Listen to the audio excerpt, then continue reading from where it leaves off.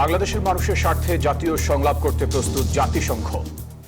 And the United Nations is fully committed to working with Bangladesh. সংস্কার কার্যক্রমে সর্বোচ্চ সহযোগিতার আশ্বাস।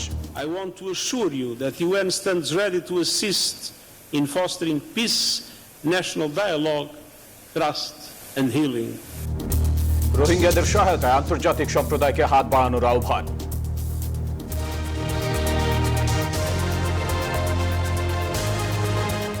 দর্শক দেখছিলেন প্রধান শিরোনাম এছাড়াও থাকছে প্রয়োজনীয় সংস্কার শেষে নির্বাচন দরকার, গুতেরেসকে জানালেন নেতারা। সেই সংস্কারটা যত দ্রুত করা যায়, আমরা যেটা বলেছি, আমরা মূলত যে নির্বাচন কেন্দ্রিক যে বিষয়গুলো আছে সেগুলো করে ফেলা। আমাদের জনগণের কাছে আমাদের যে কমিটমেন্ট সংস্কারের যে ধারাবাহিকতা দ্রুত বাস্তবায়নের কথা বলেছি। গণহত্যার বিচার ও রোহিঙ্গাদের ফেরাতে সহায়তা কামনা। 8টি বাম সংগঠন ও ইনকিলাব মঞ্চের পাল্টাপাল্টি কর্মসূচি স্থগিত। 5 আগস্টের পর থেকে সেই মব সন্ত্রাস বন্ধ করতে হবে। যদি কেউ কোনো আক্রমণ করে পুরোপুরি আইনি সুপর্দ করা হবে। সিপিবির কার্যালয় সহ বিভিন্ন এলাকায় সতর্ক আইন শৃঙ্খলা বাহিনী। মব জাস্টিস সহ বিচার বহির্ভূত কিছুই সমর্থনযোগ্য নয়, মাগুরায় জামায়াত আমির। আগের যুগ ধরেই চলে আসছে, আমরা কোনো মব জাস্টিসকেই আমরা সমর্থন করি না। সান্ত্বনা দিলেন নিহত শিশু আসিয়ার পরিবারকে। সামনে এলডিসি উত্তরণের চ্যালেঞ্জ, দ্রুত প্রস্তুতি নেয়ার তাগিদ। কর খাত, বাণিজ্য সহ অর্থনীতির সবকিছুই ঢেলে সাজানোর পরামর্শ। 43 দেশের বিরুদ্ধে ভিসা নিষেধাজ্ঞার প্রস্তুতি যুক্তরাষ্ট্রের। ট্রাম্প বিদ্বেষী অভিযোগে সাউথ আফ্রিকার রাষ্ট্রদূতকে বহিষ্কার। এবং কিংবদন্তি ক্রিকেটারদের মাঠ থেকেই অবসর নেওয়া উচিত মনে করেন মিরাজ, জানালেন অধিনায়কের দায়িত্ব নিতে প্রস্তুত তিনি।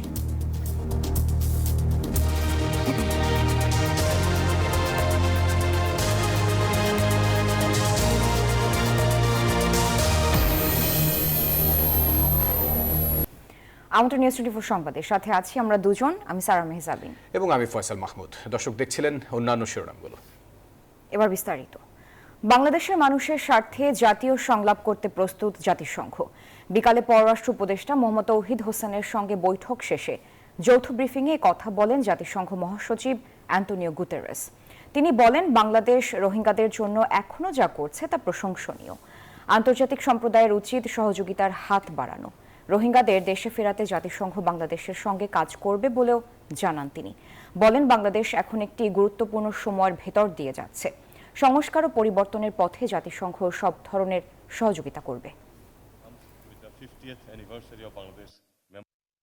This is a pivotal moment for Bangladesh, and the international community must play its part in supporting your efforts towards a just, inclusive and prosperous future. As the country undergoes important reforms and transitions, I want to assure you that the UN stands ready to assist in fostering peace, national dialogue, trust and healing. You can count on the UN to be your steadfast partner, working alongside the government and the people of Bangladesh to help build a sustainable, equitable future for all. We unify our efforts to press on the Myanmar authorities. I am not saying only the authority, because there are new realities on the borders. We know that. Let us not go details into it. So we have to convince all of them and put appropriate pressure. দেশের সংকট উত্তরণে প্রয়োজনীয় সংস্কার শেষে নির্বাচন দরকার, এমনটাই জানানো হয়েছে জাতিসংঘ মহাসচিবকে। জানিয়েছেন বিএনপি মহাসচিব মির্জা ফখরুল ইসলাম আলমগীর। আর এনসিপির আহ্বায়ক নাহিদ ইসলাম বলেন, জাতীয় ঐকমত্য চায় জাতিসংঘ। শনিবার বিকালে রাজনৈতিক দলগুলোর সঙ্গে বৈঠক করেন অ্যান্টোনিও গুতেরেস। শনিবার রাজধানীর হোটেল ইন্টারকন্টিনেন্টালে সফররত জাতিসংঘ মহাসচিব অ্যান্টোনিও গুতেরেসের সঙ্গে বৈঠক করেন বিএনপি, জামায়াত ও জাতীয় নাগরিক পার্টি সহ বিভিন্ন রাজনৈতিক দলের নেতারা। বৈঠক শেষে বিএনপি মহাসচিব মির্জা ফখরুল ইসলাম আলমগীর জানান, সংস্কার, জাতীয় ঐক্য ও নির্বাচন নিয়ে বৈঠকে আলোচনা হয়েছে। বিএনপির তরফ থেকে দ্রুত প্রয়োজনীয় সংস্কার শেষে জাতীয় নির্বাচনের বিষয়ে অভিমত তুলে ধরা হয়েছে বলে জানান তিনি। সংস্কার তো অবশ্যই করতে, আমরা তো সংস্কারের কথা সবার আগে বলেছি, সেই সংস্কারটা অবশ্যই করতে হবে, কিন্তু সেই সংস্কারটা যত দ্রুত করা যায়, আমরা যেটা বলেছি আমরা মূলত যে নির্বাচন কেন্দ্রিক যে বিষয়গুলো আছে সেগুলো করে ফেলা এবং তার দ্রুত ইলেকশন করা এবং একটা পার্লামেন্টের মাধ্যমে বাকি বিষয়গুলোকে আপনার করতে হবে। এটা একটা চলমান প্রক্রিয়া। জাতীয় নাগরিক পার্টির আহ্বায়ক নাহিদ ইসলাম বলেন, সংস্কার ছাড়া নির্বাচন হলে গণতন্ত্র টেকসই হবে না। বাংলাদেশের নির্বাচন ও সংস্কারের ক্ষেত্রে রাজনৈতিক দলগুলোর মধ্যে জাতিসংঘ ঐকমত্য দেখতে চায় বলে জানান তিনি। আমাদের জনগণের কাছে আমাদের যে কমিটমেন্ট সংস্কারের যে ধারাবাহিকতা সেটার বাস্তবায়নের জন্য আমরা জুলাই সনদে তার দ্রুত বাস্তবায়নের কথা বলেছি এবং সংবিধান সংস্কার বিষয়ে আমাদের যে অবস্থান, যে গণপরিষদের মাধ্যমেই সংবিধান সংস্কার করতে হবে, অন্যথা পার্লামেন্টে সংবিধান সংস্কার টেকসই হবে না। বাংলাদেশের ইতিহাস থেকেও আমরা এটাই দেখতে পাই। আমাদের সেই দলীয় অবস্থান আমরা সংক্ষেপে বলেছি। জাতিসংঘ মহাসচিবের সঙ্গে বৈঠক নিয়ে নিজেদের অবস্থান জানান জামায়াতে ইসলামী, গণসংহতি আন্দোলন ও এবি পার্টির নেতারা।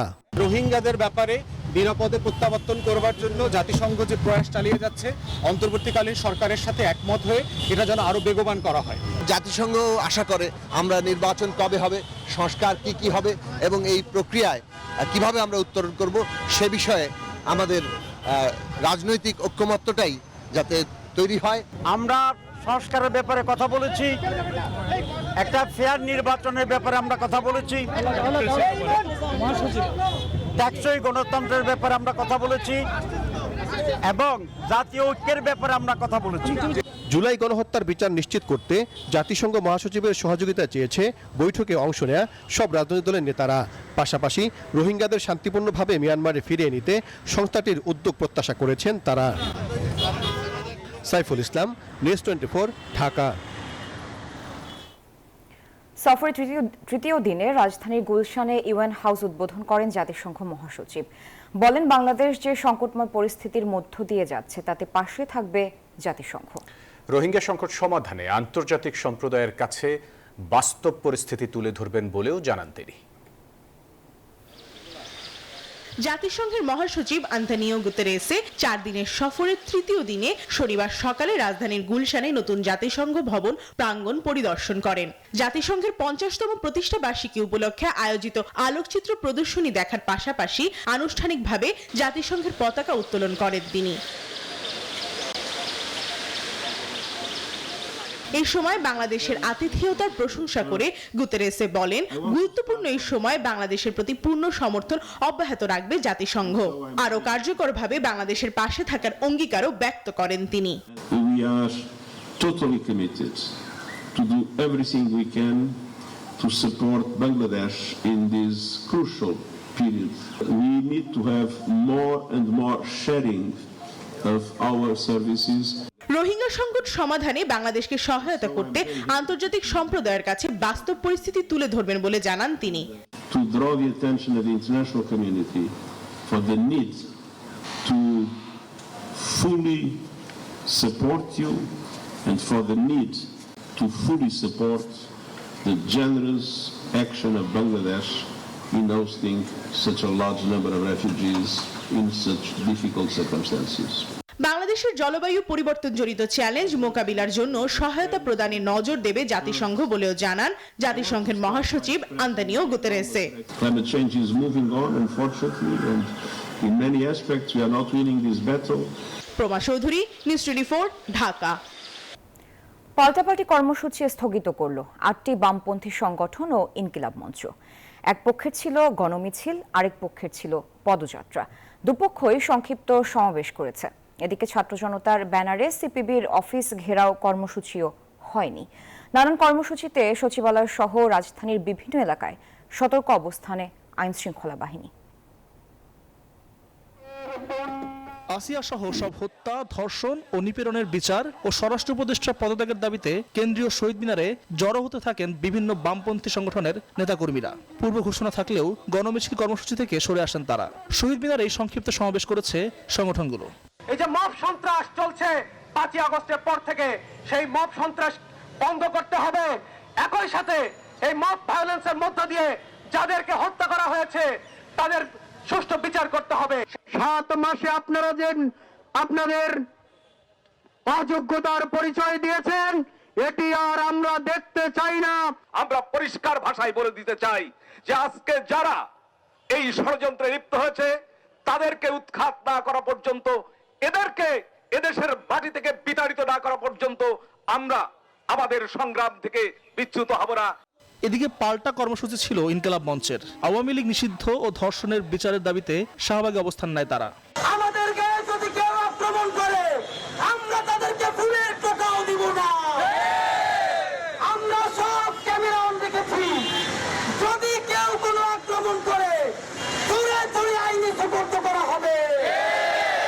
শাহবাগ থেকে শহীদ মিনারের উদ্দেশ্যে পদযাত্রা শুরু করলে তাদের আটকে দেয় পুলিশ। চাই না যে মুখোমুখি কোনো সংঘর্ষ বা সামনাসামনি অবস্থানে তার ভাড়া, এটা আমরা হয়তো আইন শৃঙ্খলা পরিস্থিতি হতে পারে, এই আশঙ্কা থেকে আমরা যেতে দিচ্ছিলাম। অন্যদিকে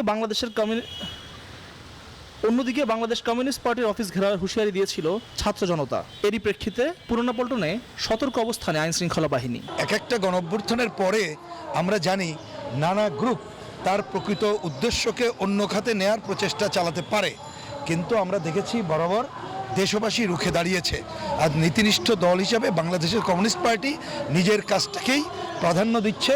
এই গণতন্ত্রের সংগ্রাম যাতে অব্যাহত থাকে সেটাই করার পথে আমরা আছি। বিভিন্ন গোষ্ঠীর ডাকা কর্মসূচি কেন্দ্র করে সচিবালয় সহ আশেপাশের এলাকাতেও সতর্ক অবস্থানে আইন শৃঙ্খলা বাহিনী। আল মোহাইমিনুল খান, নিউজ 24, ঢাকা।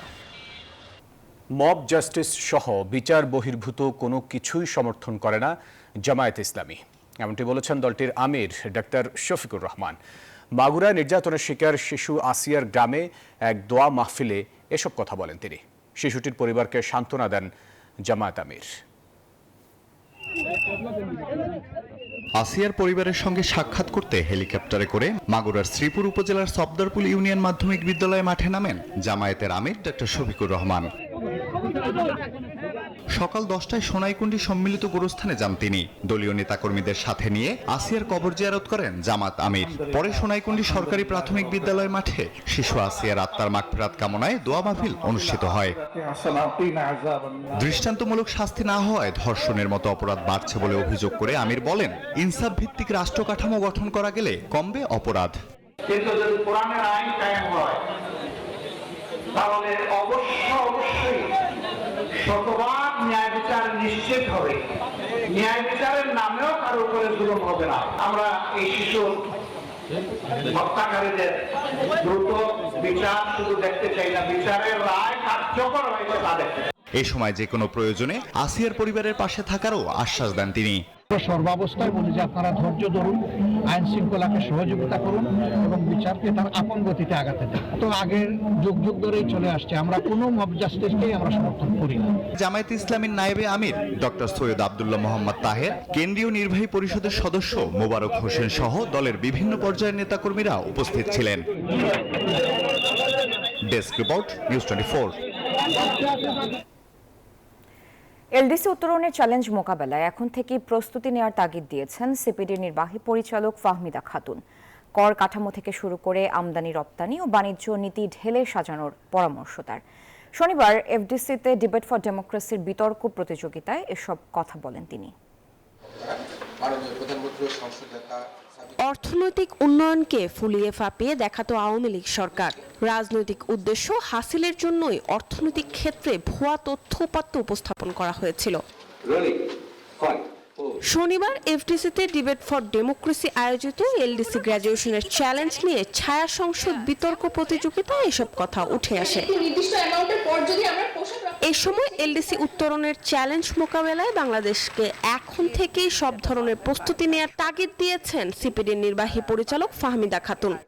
আগের সরকারের আমলে যে মাসাজ একটা তথ্য ফাজ করা হয়েছে তথ্যগুলো, সেগুলোকে ফুলিয়ে ফাঁপিয়ে সেটা যদি কমানো হয় তারপরেও কিন্তু আমাদের এই ক্রাইটেরিয়া থাকবে। মনে রাখতে হবে যে আমাদের 3টা ক্রাইটেরিয়া পূরণ করা হয়েছে, তো সুতরাং 2টো ক্রাইটেরিয়া পূরণ করা আমাদের পক্ষে এই পর্যায়েও সম্ভব হবে। তো সেই জন্য এই যুক্তিগুলা দিতে হলে খুব প্রস্তুতির দরকার ছিল, সেটা হয়তো সরকার নিচ্ছিলেন কিনা জানি না। বলেন এলডিসি গ্র্যাজুয়েশনে তেমন কোনো প্রস্তুতিই নেয়নি সরকার। উৎপাদন বাড়াতে হবে ওষুধ শিল্প ও তৈরি পোশাক খাতে এবং কমাতে হবে খরচ। এছাড়া বিভিন্ন আন্তর্জাতিক বাণিজ্য চুক্তিতে যেতে হবে বাংলাদেশকে। শুল্ক মুক্ত, কোটা মুক্ত বাজার সুবিধা, duty free, quota free, market access যেটা পাই, তার কারণে কিন্তু আমাদের এই পণ্য রপ্তানি করা সহজ হয়, বিশেষ করে আমাদের তৈরি পোশাক শিল্প। এবং এটা তো অন্যান্য স্বল্পোন্নত দেশও পেয়ে থাকে, কিন্তু সব স্বল্পোন্নত দেশের তুলনায় বাংলাদেশের কিন্তু সক্ষমতাটা অনেক বেশি এই উত্তরণটাকে মোকাবেলা করবে। তাহলে তাদের প্রস্তুতিটা কি? কর কাঠামো থেকে শুরু করে আমদানি রপ্তানি ও বাণিজ্য নীতি ঢেলে সাজানোর পরামর্শ দেন তিনি। এটা একটা খুবই গুরুত্বপূর্ণ। মরিয়ম আজিজ মৌরিন, নিউজ 24, ঢাকা। এবং শুনতে একটা বিরতির সময় হলো, ফিরছে আরো খবর নিয়ে সাথে থাকুন। আমন্ত্রণ আরেকবার, দেখছেন নিউজ 24 সংবাদ। মুক্তিযুদ্ধের ইতিহাসের মতো জুলাই অভ্যুত্থানের ইতিহাসও যেন কেউ বিতর্কিত করতে না পারে, সে বিষয়ে সবাইকে সতর্ক থাকার আহ্বান জানিয়েছেন উপদেষ্টা আসিফ মাহমুদ সজীব ভুঁইয়া। আরেক উপদেষ্টা আসিফ নজরুল বলেছেন, জুলাই নিয়ে যারা মিথ্যাচার করে তারা এই জুলাই আন্দোলনের শত্রু। শনিবার দুপুরে আসিফ মাহমুদের রচিত একটি বইয়ের মোড়ক উন্মোচন অনুষ্ঠানে তারা এসব কথা বলেন। জুলাই আন্দোলনের 8 মাস পর উপদেষ্টা আসিফ মাহমুদের নিজের চোখে দেখা আন্দোলনের প্রেক্ষাপট নিয়ে লেখা জুলাই মাতৃভূমি অথবা মৃত্যু বইয়ের মোড়ক উন্মোচন অনুষ্ঠানে যোগ দেন অভ্যুত্থানের সম্মুখ সারির নেতারা। এ সময় জুলাই আন্দোলনের স্মৃতিচারণ করেন নাহিদ ইসলাম। বলেন, আন্দোলনকে বানচাল করতে সব ধরনের ষড়যন্ত্র রুখে দিয়েছিল ছাত্র সমাজ। এরকম অনেক অলৌকিক ঘটনাও আসলে এই আন্দোলনের সময় ঘটছে। আর সর্বোপরি আমরা সাপোর্ট পাইছি, মানে মানুষের, এবং যাকে চিনি না জানি না বা দল মত নির্বিশেষে আমরা আসলে এই সাপোর্টটা পাইছি। আইন উপদেষ্টা ডক্টর আসিফ নজরুল বলেন, জুলাই শুধু ট্র্যাজেডির গল্প নয়, এটি সাহসিকতা ও বিজয়ের গল্প। এই গল্প সবার মাঝেই ছড়িয়ে দিতে হবে। বহু ইনোভেটিভ পরিকল্পনা, যেটা ওরা বলে কোটা সংস্কার আন্দোলন থেকে, নিরাপদ সড়ক আন্দোলন থেকে রাস্তায় যুদ্ধ করে এটা শিখেছে। যুব ও ক্রীড়া উপদেষ্টা আসিফ মাহমুদ সজীব ভুঁইয়া বলেন, জুলাইয়ের আন্দোলন তখনই পূর্ণতা পাবে যখন সারা দেশের আন্দোলনের ইতিহাস পূর্ণতা পাবে। আমি মনে করি যে সবাই যদি তাদের পার্টটা লেখে, তার অংশগ্রহণের যে অংশটা সেটা সামনে নিয়ে আসে, তাহলে একটা পূর্ণাঙ্গ ইতিহাস যখন আমাদের সামনে থাকবে তখন আমরা সবগুলো বিষয় দেখতে পাবো। আন্দোলনের পূর্ণাঙ্গ ইতিহাস লিপিবদ্ধ করতে অভ্যুত্থানের যার যেমন ভূমিকা সেটি তুলে ধরার আহ্বানও জানান আসিফ মাহমুদ। ফারজানা রিয়া, নিউজ 24, ঢাকা। বিভিন্ন রাজনৈতিক দলের ভিন্ন মত থাকতে পারে, তবে জাতীয় স্বার্থে সবাইকে এক হয়ে কাজ করার তাগিদ দিয়েছেন জামায়াতে ইসলামীর আমির ডক্টর শফিকুর রহমান। শনিবার সন্ধ্যায় রাজনৈতিক নেতৃবৃন্দ ও বিশিষ্ট ব্যক্তিদের সম্মানে আয়োজিত ইফতার মাহফিলে এই মন্তব্য করেন তিনি। বলেন, নির্বাচনের রোডম্যাপ নিয়ে সরকার আরও সুস্পষ্ট ধারণা দেবে এমন প্রত্যাশা করে জামাত। কারাবন্দী নেতা এটিএম আজহারুল ইসলামের মুক্তির আহ্বানও জানান তিনি।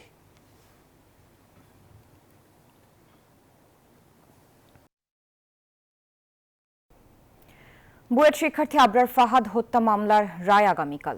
2 বিচারপতির হাইকোর্ট বেঞ্চ এদিন ঠিক করেছেন। গত 24 ফেব্রুয়ারি মামলা ডেথ রেফারেন্স ও আসামিদের আপিলের শুনানি শেষ হয়। 2019 সালের 7 অক্টোবর রাতে আবরার ফাহাদকে ছাত্রলীগের একদল নেতাকর্মী পিটিয়ে হত্যা করে। এতে জড়িত থাকার দায়ে বুয়েটের 20 শিক্ষার্থীকে মৃত্যুদণ্ড দেন আদালত। আরও 5 শিক্ষার্থীকে যাবজ্জীবন কারাদণ্ড দেওয়া হয়।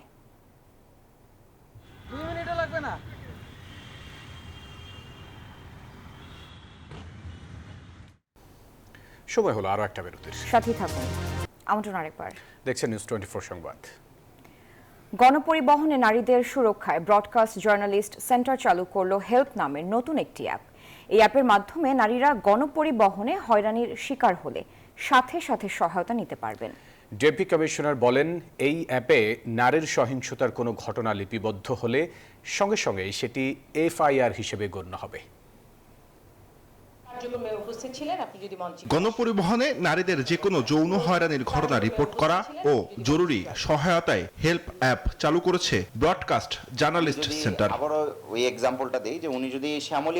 প্রথম পর্যায়ে পাইলট প্রকল্প হিসাবে এই সেবাটি বসিলা থেকে সায়েদাবাদ রুটে বাস্তবায়ন করা হবে। পর্যায়ক্রমে ছড়িয়ে দেওয়া হবে সারা দেশে।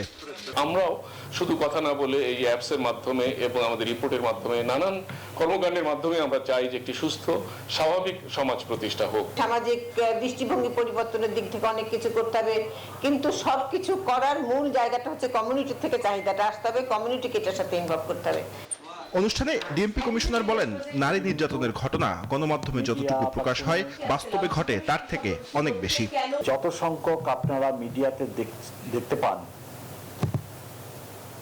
এর চেয়ে কয়েক গুণ বেশি ঘটনা ঘটে, এবং যেহেতু আমাদের সমাজ অত্যন্ত কনজারভেটিভ সমাজ,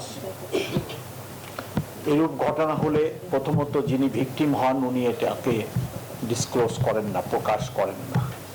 জানান, হেল্প অ্যাপে নারীর সহিংসতার কোনো ঘটনা লিপিবদ্ধ হলে সাথে সাথে ব্যবস্থা নেবে পুলিশ। অ্যাপসের মাধ্যমেও যদি আমার থানায় রিপোর্ট হয়ে যায়, we consider this is FIR. পরবর্তী স্টেপে যদি যখনই অ্যাকশনের প্রয়োজন হবে, বেসড অন দিস আমরা মামলা শুরু করব, যে দিস ইজ এফআইআর, ওইটা থেকেই আমরা শুরু করতে পারি। রাজধানীতে চলাচল করা বাসগুলোতে যৌন হেনস্থার বিরুদ্ধে ব্যবস্থা নেওয়া হচ্ছে বলেও জানান ডিএমপি কমিশনার। ঢাকা মহানগরীতে জুবায়ের সানি, নিউজ 24, ঢাকা। আপনারা এবার অর্থ বাণিজ্য সংবাদ।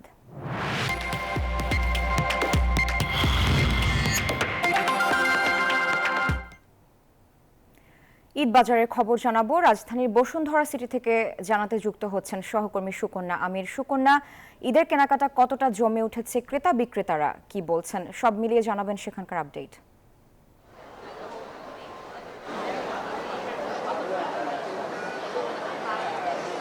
একেতে ছুটির দিন এবং সেই সুবাদে কিন্তু আবার বলা যায় যে একদম রোজার মাঝামাঝির সময়, অর্থাৎ ঈদ খুবই কাছাকাছি মুহূর্তেই চলে এসেছে এবং এই সময়টি আসলে রাজধানীর বসুন্ধরা সিটি শপিং কমপ্লেক্সে আমি যেটি দেখেছি যে ইফতারের পর থেকে কিন্তু ভিড়টি আরও বেশিই দেখা যাচ্ছে এবং এখানে বেশ যেই দোকানগুলো রয়েছে সেই দোকানগুলোতে তো ভিড় রয়েছে এবং ব্র্যান্ডের যে দোকানগুলো রয়েছে সেখানেও একটা ঢল দেখা যাচ্ছে মানুষের, এবং আপনি দেখতেই পাচ্ছেন যে প্রতিটি ফ্লোরে আসলে মানুষের উপচে পড়া ভিড়। শুধু যে পোশাক কিনছেন ক্রেতারা তা কিন্তু নয়, এখানে অন্যান্য অ্যাক্সেসরিজের যে দোকানগুলো রয়েছে সেগুলোতেও কিন্তু মানুষের বেশ ঢল দেখা গেছে এবং ক্রেতারা যেটি বলছেন যে বাইরে যেহেতু যানজট এবং গরম, এগুলোকে উপেক্ষা করে আসলে বসুন্ধরা সিটি শপিং কমপ্লেক্সে একদম নিশ্চিন্তে এবং নিরাপত্তায় বেষ্টনীতেই তারা শপিং করতে পারেন খুব স্বাচ্ছন্দ্যেই, এটি বলছেন। এবং বিক্রেতারা যেটি বলছেন যে গত কয়েক বছরের তুলনায় এবার তাদের প্রত্যাশা বেশি যে বিকিনিটা বেশ জমে উঠবে, যেহেতু রোজার মাঝামাঝির সময় তারা বেশ আজকে ছুটির দিনে তারা বেশ বিকিনি করতে সমর্থ হয়েছে। তারা যেটি বলছেন যে একদম শেষ মুহূর্তে এই বেচাকেনাটা আরও বাড়বে এবং আপনি জানেন যে বসুন্ধরা সিটি শপিং কমপ্লেক্সে ছুটির দিনে আসলে রাত 12টা পর্যন্ত প্রতিটি শপিং কমপ্লেক্স খোলা থাকছে এবং যত আসলে ঈদের সামনে আসলে যাবে সময় সামনে যাবে তত আসলে এই সময়সীমাটা বাড়বে বিকিনির। তো বসুন্ধরা সিটি শপিং কমপ্লেক্স থেকে ঈদ বাজারের এই ছিল আমার কাছে সর্বশেষ। ফিরছি স্টুডিওতে। ধন্যবাদ সুকন্যা। আরও একটা বিরতিতে যেতে হচ্ছে, সাথী থাকুন। আমন্ত্রণ আরেকবার। দেখছেন নিউজ 24 সংবাদ। আন্তর্জাতিক প্রসঙ্গ। বিশ্বের 43টি দেশের নাগরিকদের ওপর ভিসা নিষেধাজ্ঞা দেওয়ার প্রস্তুতি নিচ্ছে যুক্তরাষ্ট্র, এমন প্রতিবেদন প্রকাশ করেছে রয়টার্স। সম্ভাব্য এই নিষেধাজ্ঞাকে 3টি ধাপ বা স্তরে ভাগ করা হয়েছে। প্রথম গ্রুপে রয়েছে 10টি দেশ: আফগানিস্তান, ইরান, কিউবা, উত্তর Korea, Libya, Somalia, Sudan, Syria, Venezuela ও ইয়েমেন। এই দেশগুলো নাগরিকদের ওপর পূর্ণ নিষেধাজ্ঞা জারির পরিকল্পনা নেওয়া হয়েছে। নিষেধাজ্ঞার আদেশ কার্যকর হলে এসব দেশের নাগরিকরা মার্কিন ভিসার জন্য আবেদন করতে পারবেন না।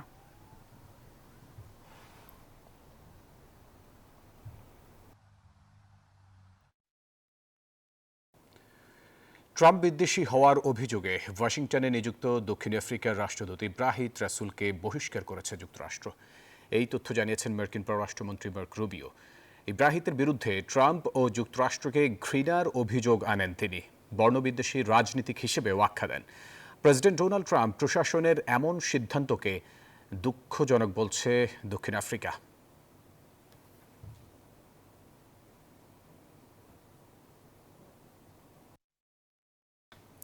এবারে খেলার খবর। কিংবদন্তি ক্রিকেটারদের মাঠ থেকেই অবসর নেওয়া উচিত, এমনটি মনে করেন অলরাউন্ডার মেহেদী হাসান মিরাজ। আগামী ওয়ানডে বিশ্বকাপ নিয়ে এখন থেকেই পরিকল্পনা করার পরামর্শ দিয়েছেন তিনি। বলেছেন অধিনায়কত্বের দায়িত্ব নিতে প্রস্তুত রয়েছেন। বাংলাদেশের ক্রিকেটারদের ফেসবুকে অবসর সেটি যেন এখন একটি ট্রেডিশনে পরিণত হয়েছে। মাঠ থেকে অবসরের ধারা যেন উঠে গেছে বললেই চলে। তবে টাইগার ক্রিকেটের অলরাউন্ডার মেহেদী মিরাজের মতে লিজেন্ডদের মাঠ থেকেই বিদায় নেওয়াটা শ্রেয়। এটা একটা প্রত্যেকটা প্লেয়ার কিভাবে নিবে এটা সম্পূর্ণ একটা প্লেয়ার সেই ভালো জানে। আর জিনিসটা হ্যাঁ, লিজেন্ড প্লেয়াররা মাঠ থেকে নিলে অবশ্যই এই জিনিসটা ভালো হয়, বাট তারপরে এন্ড অফ দ্য ডে এটা সবার নিজের পার্সোনাল ডিসিশন যে সে কিভাবে এই জিনিসটাকে নিতে চায়। আইসিসি ইভেন্টে বরাবরই ব্যর্থ বাংলাদেশ, গত বছরগুলোতে সেই ধারা চলমান। মিরাজের মতে 2027 ওয়ানডে বিশ্বকাপে ভালো করতে হলে এখনই পরিকল্পনা সাজাতে হবে। এখন থেকে এটা ডিসিশন নিতে হবে এবং স্টিক থাকতে হবে। আপনি যে 2-2.5 বছর আছে আমাদের ওয়ার্ল্ড কাপের বাকি, এখন থেকে এই টিমটাকে একটা সেট আপ করতে হবে এবং কারা খেলবে, কোন পজিশনে খেলবে সেইটাকে নিয়ে আমাদের প্র্যাকটিস করতে হবে এবং এক একটা প্লেয়ারের ওইখানে সুযোগ দিতে হবে। বাংলাদেশের টি-20 দলের ক্যাপ্টেনে চেয়ারটা এখনো ফাঁকা। ওয়ানডে আর টেস্টে নাজমুল শান্ত থাকলেও ধারাবাহিক না হয় বিকল্প চিন্তাও আছে বিসিবির। দায়িত্ব দিলে সেটি নিতে প্রস্তুত মিরাজ। এখন পর্যন্ত এই বিষয়ে কারোর সাথে কোনো কথা হয়নি। সেটা সম্পূর্ণ বোর্ডের ডিসিশন, বোর্ড কিভাবে চিন্তা করে এটা তাদের সম্পূর্ণ ডিসিশন। অপরচুনিটি আসলে সেটা চিন্তা করা যাবে অবশ্যই। ডিপিএল এ লিজেন্ডস অফ রূপগঞ্জের বিপক্ষে মোহামেডান হয়ে 4-4টি উইকেট নিয়ে ম্যাচ সেরা হয়েছেন মেহেদী মিরাজ। শুভদেবনাথ, নিউজ 24, ঢাকা। ইনজুরির কারণে 26 মার্চ আর্জেন্টিনার বিপক্ষে বিশ্বকাপ বাছাইয়ের ম্যাচ থেকে ছিটকে গেলেন নেইমার জুনিয়র। এক সপ্তাহ পেরোলো জাতীয় দলে জায়গা করে নিয়েছেন ব্রাজিলিয়ান তারকা। সান্তোসের হয়ে ছন্দেও ছিলেন তিনি। এরই মধ্যে মাংসপেশির চোটে আবারও মাঠের বাইরে নেইমার। হাঁটুর ইনজুরির কারণে 2023 অক্টোবর থেকে সেলেসাউদের হয়ে ম্যাচ খেলতে পারেননি ব্রাজিলের সর্বোচ্চ গোলদাতা। 17 মাস পর সাবেক সতীর্থ লিও মেসির বিপক্ষে খেলেই ফেরার কথা ছিল নেইমারের। তার বদলে এবার দলে ডাক পেয়েছেন রিয়াল মাদ্রিদের টিনেজ তারকা এন্ড্রিক। ব্রাজিলের হয়ে 13 ম্যাচে 3 গোলও আছে এন্ড্রিকের নামের পাশে।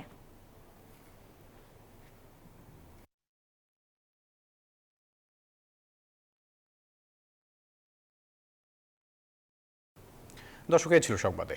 ধন্যবাদ সাথে থাকার জন্য।